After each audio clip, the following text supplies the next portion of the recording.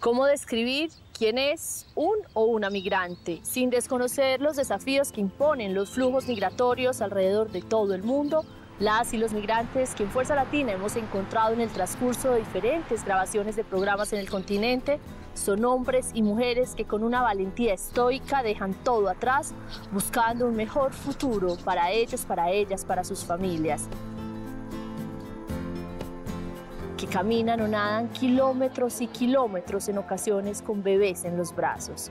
Por eso hoy en Fuerza Latina hablaremos de cómo la pandemia, el COVID-19, está golpeando esta población desde antes, ya profundamente vulnerable, y cómo nosotros como sociedad civil podemos romper estigmas y prejuicios, cómo podemos apoyarlos. Migración y pandemia hoy en Fuerza Latina. Bienvenidos y bienvenidas.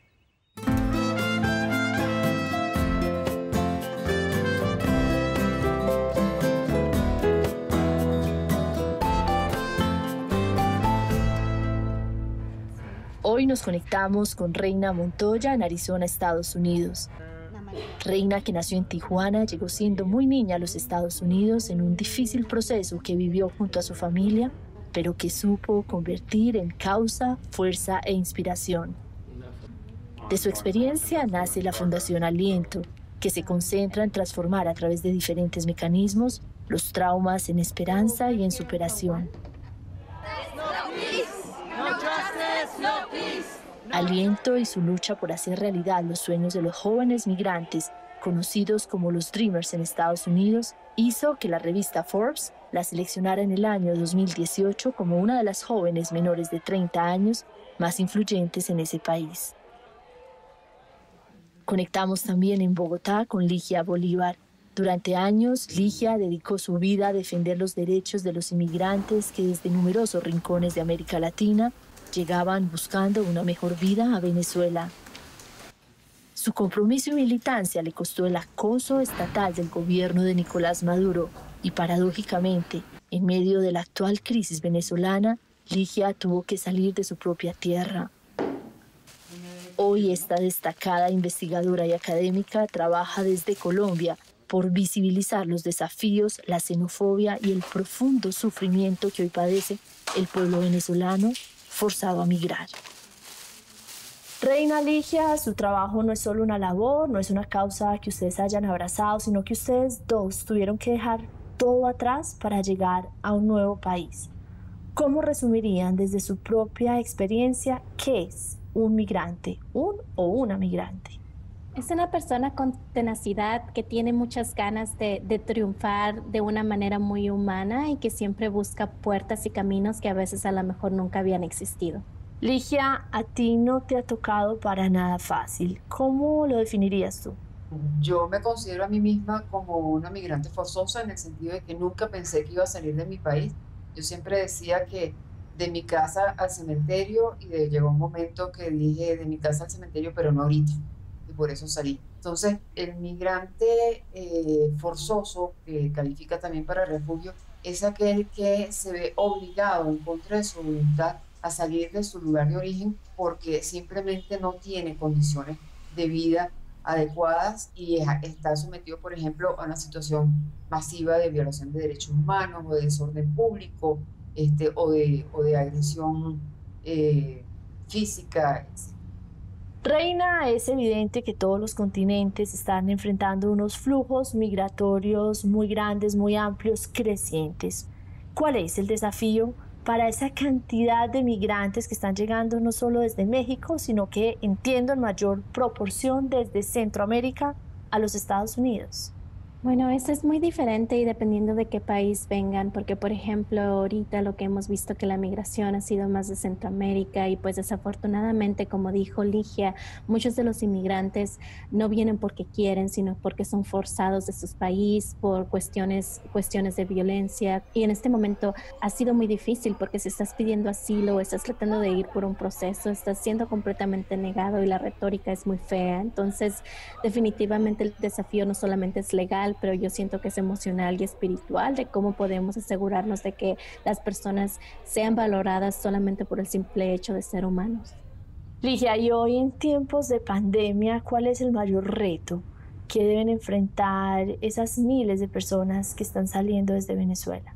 Los retos comienzan desde el momento mismo de la salida, desde que se emprende el viaje. Luego por el camino pues están sujetos a robos por parte de la policía, el ejército, la Guardia Nacional, que les quita las pertenencias, les quita los pocos ahorros que llevan, les quita la comida que llevan para el viaje, en fin, es una situación bastante adversa. Y bueno, por supuesto también están expuestos a contraer la enfermedad durante el trayecto. Y es que no deja de ser paradójico, los migrantes salen a caminar miles y miles de kilómetros cuando hay gobiernos que están intentando tener a las personas confinadas en sus casas, en sus barrios, en burbujas familiares. Reina, allá en Arizona, donde llegan tantos migrantes a pesar de la pandemia, ¿cómo estás viendo que afecta, digamos, el COVID-19 a esa población con la que tú trabajas? Sí, aquí en los Estados Unidos hay demasiados inmigrantes que han vivido por más de 10 años en este país, que han contribuido económicamente, de que se han arraigado de las costumbres y se están adaptando y tenemos una esencia muy binacional de poder traer la cultura y el orgullo de nuestros países, de que venimos, pero también estamos adoptando nuevas costumbres. Y en este momento ha sido muy difícil porque especialmente la comunidad latina ha sido afectada de una manera muy, muy mala por esta pandemia, donde si tú eres inmigrante en este caso, no eres calificado o no calificas para una ayuda del gobierno económico. Y pues estamos hablando de 17 millones de personas que tienen miedo de no poder pagar una renta, tienen miedo de no pagar las mensualidades de la luz, del agua y estar en este momento donde pueden ser desalojados desde su casa y están muy preocupados por la salud mental de sus hijos también. Ligia, cuando uno recorre las carreteras de mi país, Colombia, por ejemplo, es imposible no preguntarse cómo están sobreviviendo al contagio esas miles de personas que van caminando con lo poco que tienen al hombro, en ocasiones con niños y con bebés. ¿Cómo se están protegiendo? Afortunadamente por el camino siempre consiguen gente que les da apoyo, que les puede prestar un baño para asearse. Todos llevan su mascarilla, algunas están bastante deterioradas. Yo no me había fijado lo importante que podía ser, por ejemplo, regalar una mascarilla hasta que durante un recorrido de Bogotá hacia el sur, la carretera que conduce a Cali, que lleva a la frontera con Ecuador, llevábamos mascarilla y una muchacha se emocionó muchísimo con la mascarilla. Me di cuenta que la de ella estaba prácticamente deshinchada, ¿no? Pero normalmente llevan protección, tratan de cuidarse. Ligia, y cuéntanos qué pasa, por ejemplo, cuando un migrante venezolano es contagiado por COVID-19, cuando no pueden cumplir los protocolos de bioseguridad. ¿Qué les espera? ¿Qué destino tienen? Mira, en el caso de Colombia, afortunadamente, esa fue un área en la que el gobierno respondió bastante pronto y creó un protocolo especial para la atención de las personas migrantes que están en Colombia, y ese protocolo se aplica independientemente del estatus migratorio de la persona. Es decir, no tiene que ser que la persona esté documentada, que tenga cualquier persona que necesite puede ser atendida. ¿Cuál es el problema que se presenta? Y no solamente en Colombia, lo hemos visto también en Perú y en Chile, que muchas veces las personas no acuden a un centro de diagnóstico por temor a la estigmatización, a la exclusión, incluso a la deportación. Reina, pero en Estados Unidos es distinto. Si no tienes cómo pagar un servicio de salud, uno de esos seguros carísimos que venden, te mueres en la puerta del hospital. ¿Cómo lo están viviendo los migrantes que se ven contagiados? Y desafortunadamente hemos escuchado tantas historias, incluso antes de la pandemia, donde muchas personas indocumentadas desafortunadamente iban porque tenían alguna cuestión médica a los hospitales y a veces no les daban la ayuda. Si no podías tener un seguro privado, si no podrías tener un seguro que pudieras demostrar de que ibas a poder pagar, te negaban la salud médica. Entonces está en un punto donde te sientes acorralado. Si nos vamos ahora a la cuestión de la pandemia, dependiendo en qué hospital tengas, y no solamente de inmigrantes, pero las personas usualmente en esos códigos postales donde hay personas más de color o latinas, usualmente la calidad médica es mucho peor y hemos visto cómo ha habido una traba y una línea muy fea donde miras la calidad que se le da a las personas de tez blanca al contrario, las personas que son morenas o que son negras. Entonces ha sido muy difícil ver las muertes y las complicaciones médicas que tienen por cuestiones de COVID-19. Ligia, volvamos a Venezuela. Vimos cómo, lo decíamos ahora, recorren miles y miles de kilómetros para salir del país, pero en medio de esta pandemia además comienzan a regresar, a deshacer los pasos. ¿Por qué se dio este fenómeno tan extraño? ¿Cómo lo podemos entender? En realidad, lo que sucedió fue que como la principal medida para contener la pandemia y para prevenirla fue el confinamiento, ¿ya? Sacar a la gente de las calles. Y estamos hablando en el caso de Colombia de una población que está en el orden del 50%, más del 50% de la población venezolana en Colombia está sin documentos. Y más del 90% está trabajando en la economía informal. Y esta es una tendencia que se repite en mayor o menor medida en todos los países de la región. Entonces, si tu fuente de empleo es cortada de un día para otro, como sucedió en Colombia y en otros países, y además no tienes recursos y por lo tanto te sacan de tu vivienda, la gente lo que busca es, por supuesto, el apoyo familiar. Eso fue lo que llevó a las personas a regresar a Venezuela, pero hay que tener claro que no es un fenómeno masivo, ¿ya? Estamos hablando de más o menos 110.000 personas, quizás 120. Eso, tomando en cuenta que estamos hablando de una migración que supera los 5.2 millones de personas en el caso de Venezuela, entonces 100.000, ciento y tanto mil es muy pocas personas, ¿no? Estamos hablando de cerca de un 2% de la población total que ha salido, que regresó al país. Ahora, más allá de que la cifra sea pequeña, el drama humano es enorme porque son 100.000 personas que están pasando trabajo, que están pasando dificultad y que volvieron a Venezuela a unas condiciones realmente inhumanas, mucho peor de lo que de cuando ellos salieron. Eso es muy importante, Ligia, que lo digas en caso que nos estén viendo algunos migrantes que estén evaluando la posibilidad de retornar. Y para contextualizar un poco qué es ser migrante, quiero invitarlas a que escuchemos un minuto este poema de Yalitza, una joven migrante que me presentó Reina cuando la estuvimos acompañando en Arizona. Yalitza puso en palabras con mucha fuerza qué es ser migrante, qué significa tener que dejar todo atrás y buscar o aventurarse en nuevos rumbos. María del Carmen cruzó con mi hermano y yo. I inherited her strength, the ability to withhold beyond the body itself. She held me the whole way through 1,547 miles with the weight of two bodies upon her, pushing and pushing and pushing, not allowing one single breath to be taken. This is where my version of living exists or lacks existence. No se puede salir, no la dejan vivir, no la dejan respirar. Déjame respirar, déjalo respirar, se están ahogando, los estás matando.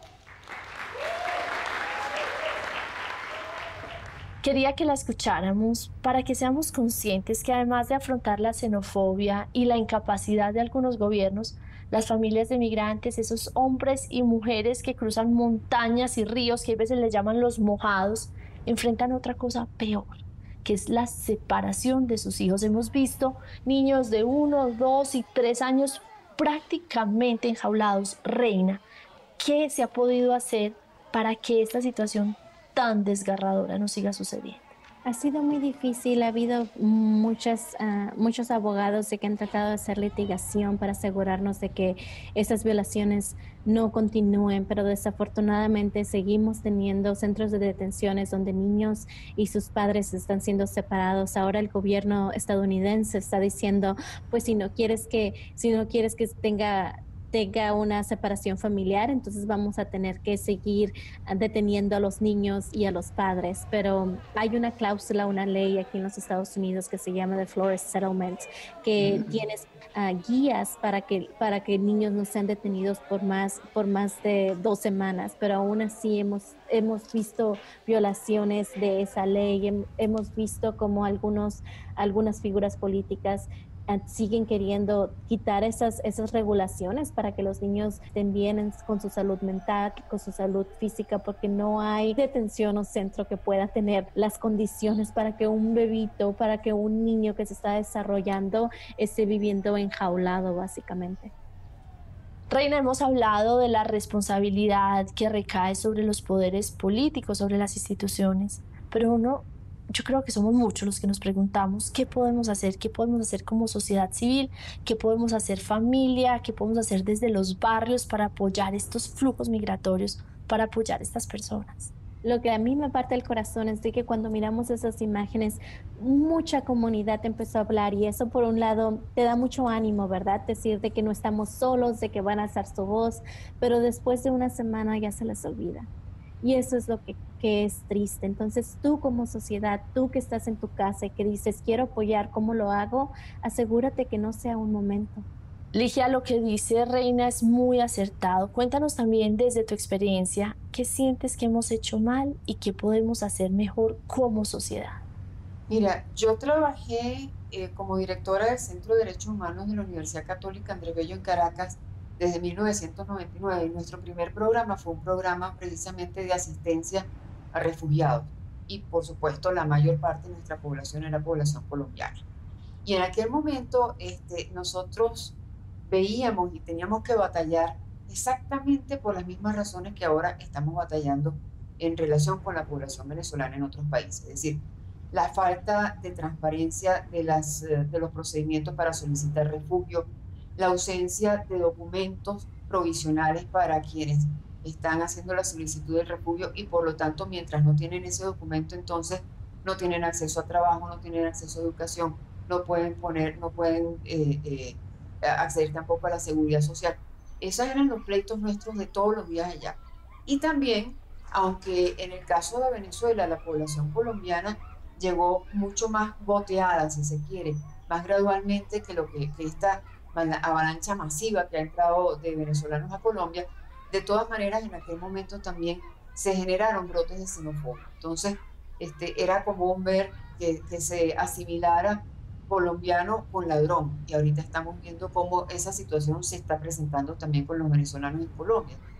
Creo que en el fondo de lo que se trata es de buscar ponernos en los zapatos del otro. La sociedad tiene que ser permeable y comprensiva frente a una situación que no le es ajena porque esta misma sociedad también ha vivido ese proceso.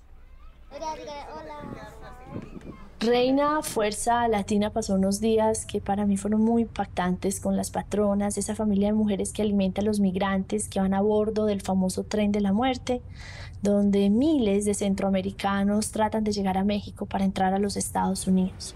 Muchas de las mujeres que abordan esos trenes saben que van a ser violadas o que van a ser extorsionadas por las maras, que están muchas veces en la parte de arriba de los vagones. Menciono esto porque a mí me impactó mucho la valentía de esos hombres y mujeres, pero hoy me sigo preguntando, ¿vale la pena asumir tanto riesgo, tanto dolor, tanta cercanía a la muerte?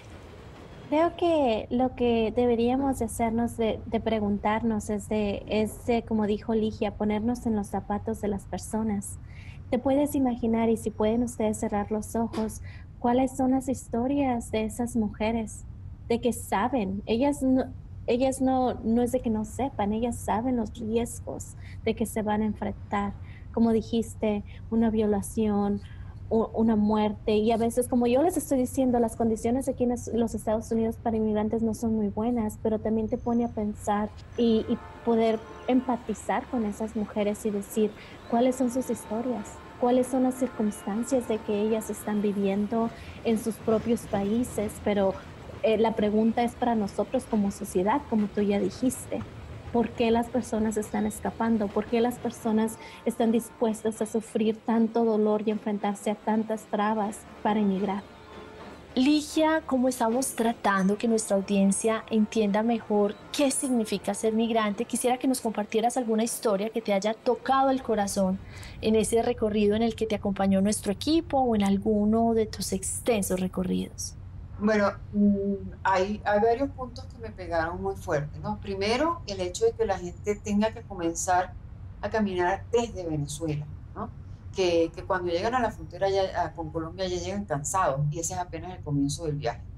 Otra cosa que me impactó, porque es nuevo también, es que están saliendo las familias completas ahora, ¿no?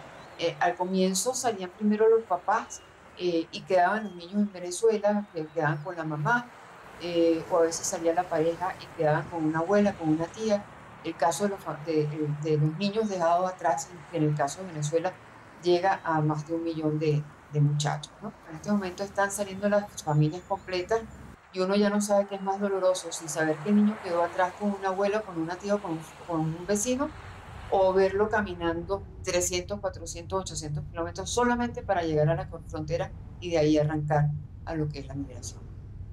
Ligia, nos contabas fuera de cámaras que te habías cuidado mucho de la pandemia del COVID, pero igual en un momento decidiste salir a hacer esta investigación con los migrantes. Tú eres una de esas investigadoras devotas, como decimos, de terreno. ¿Qué te motivó a asumir el riesgo de salir ahora? Bueno, ya yo venía trabajando este tema desde que estaba en Venezuela, desde 2017 cuando se genera la crisis y nosotros tuvimos que revisar nuestro plan de trabajo. Y en ese momento yo tampoco pensaba que iba a salir. La decisión la tuve que tomar después, pero bueno, me traje ese proyecto en la maleta, si se quiere. Claro que uno tiene que estar muy pendiente de los riesgos, pero es el trabajo al que me dedico, pues toca seguirlo realizando. Y de esa misma manera, así como yo asumo ese riesgo, creo que es mucho mayor el riesgo que está asumiendo las personas que están saliendo en este momento de Venezuela. Es decir, yo salí cómodamente, digamos, no por una vía formal, en avión, sin mayores tropiezos, pero hay que tener en cuenta que muchas de las personas que están saliendo, todas las que están saliendo en este momento como caminantes, salen aguantando lluvia, aguantando sol, aguantando frío, y yo les pregunto si realmente eso vale la pena y me dicen que sí, que vale la pena por sus hijos y vale la pena porque prefieren eso, morir luchando en todo caso que morirse esperar la muerte sentados en Venezuela. Reina, se nos agota el tiempo, pero te quería pedir que utilizaras un minuto para hablarle a todas esas personas que nos pueden estar viendo y que han tenido actitudes discriminatorias o racistas, bien sea por falta de empatía o de educación. ¿Qué les dirías hoy sobre los migrantes? De que al final del día, cuando cerremos los ojos y nos pongamos a pensar qué es el legado que queremos dejar en esta tierra, porque al final del día no tenemos nada seguro en esta vida más que la muerte. Y cuando ya no estemos aquí, queremos ser esa persona que le echó la mano a la otra, queremos ser esa persona de que le dio un aliento, que a pesar de todas las circunstancias que nos trae la vida, de que no nos dimos por vencidos, que ese legado humanitario que queremos dejar y cómo podemos asegurarnos de que al final del día nosotros podemos ser esa persona que dio un aliento, que dio esa pausa y decir, esto no es justo. Y que sea el momento para decir que en todas las ciudades del mundo hay organizaciones que dan apoyo a los migrantes, apoyo emocional, apoyo económico, así que todos podemos contactarlas y buscar cómo podemos dar una mano. Pero voy a Ligia porque yo creo que tú nunca imaginaste que tú como académica, como activista, ibas a tener que salir de tu país llevando únicamente lo que tenías puesto. Desde tu experiencia, Ligia, como defensora de derechos humanos, como mujer y como experta en términos de migración, ¿qué mensaje le dejarías a nuestra audiencia? La decisión no fue fácil, fue una decisión dura, porque como decía, yo nunca me imaginé viviendo en otro sitio que no fuera mi casa en Caracas, ¿no? Pero llega el momento que tienes que tomar la decisión porque las condiciones van convirtiéndose como en esas películas de terror donde se cierran las paredes y se achica el techo y tú sientes esa sensación de asfixia permanente, de ausencia de horizonte. Creo que es importante poner mi caso porque eso da una idea de lo que le puede pasar a cualquier persona. Es decir, no es solamente el caminante. En Venezuela ha tenido que salir gente de muy alto nivel intelectual, económico, cultural. En mi caso, yo fui profesora durante 25 años, me jubilé con cargo de dirección de la universidad privada más importante del país y sin embargo mi jubilación es de $1. ¿Ya? Entonces, obviamente con eso era imposible vivir. Mi esposo tiene 3 infartos, yo tuve un proceso de cáncer de mama y obviamente con $1 era absolutamente imposible, no solamente no comprar un queso para la dieta de mi esposo, que se te va el sueldo en el kilo de queso, por ejemplo, sino que todo el tratamiento era imposible de realizar. Lo pude realizar a través del apoyo de amigos, porque si no, no la estaría contando en este momento. Entonces creo que es importante también que, como decíamos antes, nos pongamos en los zapatos del otro y veamos que estos procesos pueden involucrar a cualquier persona, como en el pasado y todavía en la actualidad ha involucrado a población colombiana, peruana y de otros países que están dispersos por el mundo tratando de conseguir la seguridad que de pronto su país nos les ofrece. Así es, a Reina, que también superó el trauma que le causó llegar como niña a los Estados Unidos, arrancada de su mundo, a Ligia, que en medio de la pandemia y asumiendo tantos riesgos, sigue trabajando con tanta insistencia por sensibilizar y mejorar la vida de los migrantes venezolanos. A las dos, mis más sinceras expresiones de admiración. Gracias por lo que hacen y gracias por estar hoy en Fuerza Latina.